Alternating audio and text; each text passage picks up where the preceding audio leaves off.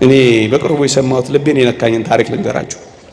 ማውቃት ልጅ ናት እና በብዙ ተጋድሎ ነው የኖረችው። ከመናፍስት ጋር ትታገል ነበረ። እንዲጠቅም ብዬ ነው እንጂ ወሬ ማውራት ፈልጌ አይደለም። ግን አንዳንዴ ጭካኔያችን ከፍ ይላል። በብዙ ተጋድሎ ነው የኖረችው። የጻድቁ አባታችን የአቡነ ተክለ ሃይማኖትን በዓል ለማክበር ደብረ ሊባኖስ ትሄዳለች። ከብዙ ተጋድሎና መከራ የተነሳ የስኳር በሽተኛ ሆናለች። ኢንሱሊኑን ይዟ ነው በቦርሳዋ የሄደችው። ብቻዋን ታግላ ስለምትኖር አባ ከና ሚላት ስለሌለ ትርፍ ብር የላት። በዓል እያከበረች እያለ ቦርሳዋን ትሰረቃለች። እንግዲህ የሚሰርቀው ትርፍ ያለው ሰው ነው። እሷ የመጨረሻ ትርፏ ኢንሱሊኗ ብቻ ነው። ትራንስፖርት የላትም። ገንዘቧን በቦርሳዋ ትንሽ ናት፣ ትወስዳበታለች። የምትወጋው ኢንሱሊን ለዛይ ሰዓት ማግኘት አለባት። እቺ ልጅ የት ትሂድ? ደግሞ የቆመች ልጅ ስለሆነች እንዴት አድርጋ ብትለምን ማን ሊያምናት ይችላል? እንደኔና እንደናንተ ናት ልጅቷ ስትታይ። ብዙ ልብስ የሸፈናቸው ምስኪኖች እኮ አሉ። ምናልባት እዚህ ውስጥ ይህን ስናገር በእርግጠኝነት እየተራቡ የሚሰሙኝ ሊኖሩ እንደሚችሉ ገምታለሁ። እግዚአብሔር ያስባቸው። ከዛስ እቺ ልጅ አመሻሽ ላይ አልቻለችም። ምን ሆነች? መወጋት እያለባት ስላልተወጋች ሞተች። እዚያው ተቀበረች።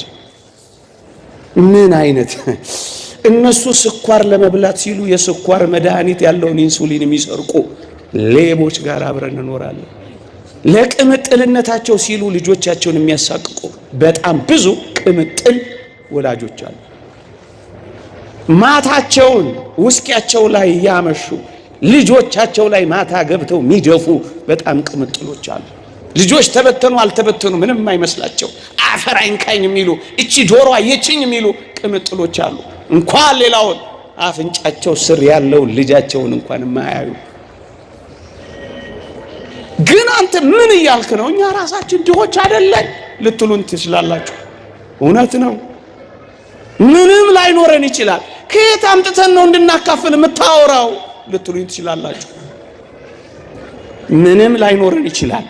ሊቁ ቅዱስ ዮሐንስ አፈወርቅ እንዲህ ይላል፣ ቢያንስ 2 ዲናር አለህ ይላል። ታስታውሳላችሁ? ያቺ ሴት 2 ዲናር ብቻ አላት።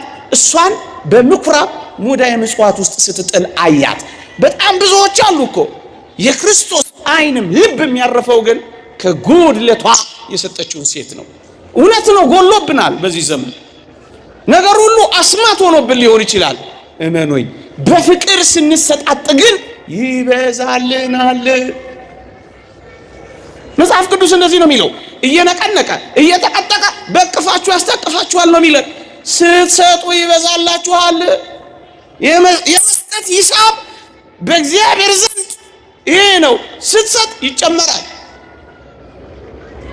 በማቴማቲክስ ማካፈል መቀነስ ነው። በክርስቶስ ዘንድ ግን ማካፈል መደመር ነው። ይሄንን አረጋግጡ በሕይወታችሁ። በማቴማቲክስ መቀነስ ማጉደል ነው። በክርስትና ግን ቀንሶ መስጠት ማባዛት ነው። ማዛት ከፈለክ ይሄንን አድርግ። ቅመሰው። ስስተኛ ንፉግ አትሁን።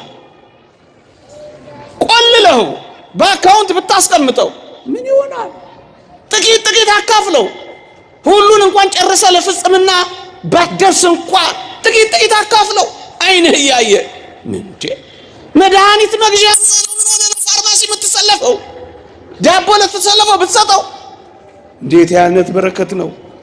ምን ሆነ ነው ካላችሁኝ 2 ዲናር አለ ይላል ሊቁ ዮሐንስ አፈወርቅ። ምን ይላል? ድህነት የቱንም ያህል ቢሆን 2 ዲናር የለህምን?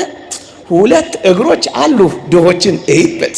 2 አይኖች አሉ ድሆችን እይበት። 2 እግሮች አሉ ህሙማንን ጠይቅበት። ቢያንስ ጣር ያለህ የተገፉትን አስጠጋበት። ቢያንስ እግር አለህ ጠይቅበት። ክርስቶስ ጠይቀው ታሞ ወድቋል። በየጎረቤቶቻችን በር የተዘጋባቸው ተባያቸውን አራግፈው መቁረብ የሚፈልጉ ስንቶች አሉ። ማይበራት ካላችሁ እናቶች ተደራጅታችሁ ሰፈራችሁ ውስጥ ይሄንን ጽድቅ አትሰሩም? ጽድቅ አፍንጫችን ስራ አይደለ? እይበት፣ ጠይቅበት፣ አስጠልልበት። ቢያንስ 2 ዲናር አለ። ምንም ነገር ባይኖር 2 ዲናር አለ። የተወደዳችሁ ኦርቶዶክሳውያን ሀብት የሚባለው በኪስ የሞላው በቦርሳ የታጨቀው በጎተራ የተከተተው በአካውንት የተቀመጠው ብቻ አይደለም። ይሄ አይደለም ሀብት። እና ሀብት ምንድነው ካላችሁኝ በጉልበት በወዛችሁ አገልግሏቸው። ምንም የለህም ተላላካቸው፣ ጉዳይ አስፈጽምላቸው፣ ቤት አስጅላቸው፣ ልብስ ጠቢላቸው። ጽድቅ ይሄ ነው፣ ቅድስና ይሄ ነው፣ ተጋድሎ ይሄ ነው፣ ምናኔም ይሆንሻል ይሄ ነው። ወገኖቼ ቤት ሞልቷቸው ሰው የራባቸው ስንት ናቸው? ይናጣው ሰው ይናፈቃቸዋል። መብል ሞልቷቸው ፍቅር የራባቸው አሉ። ፍቅር ስጧቸው፣ አዳምጧቸው። እፍኝ ጥሬ ሞልቷቸው አስታዋሽ ልብ የተነፈጋቸው ስንት ናቸው? ጆሮና ልብ ስጧቸው። ምጽዋት እኮ ይሄም ነው። ስንቶች የሚያዳምጣቸው የሚተነፍሱበት አጥተው፣ ስንቶች ተሸኝተዋል፣ ስንቶች ደም ብዛት፣ ስንቶች ስኳር፣ ስንቶች ተንጠልጥለዋል፣ ስንቶች መርዝ ጠጥተዋል፣ ስንቶች ተስፋ ቆርጠዋል። ይታከማሉ ስትሰሟቸው። ገንዘብ ኖሯቸው ጆሮ ለተነፈጋቸው ጆሮ ሆኗቸው፣ ሐዘን ሰብሯቸው የልጅ ሐዘን የማጣት ሐዘን ሰብሯቸው ጥቂት ማስታወስ ከሰጠናቸው ዕውቀት ያላችሁ ብር የሌላችሁ የድሆችን ልጆች አስጠኑበት፣ ቱቶር ስሩበት። በሳምንት 1 ሰዓት አስጠናበት። ምጽዋት ነው፣ ስጣቸው።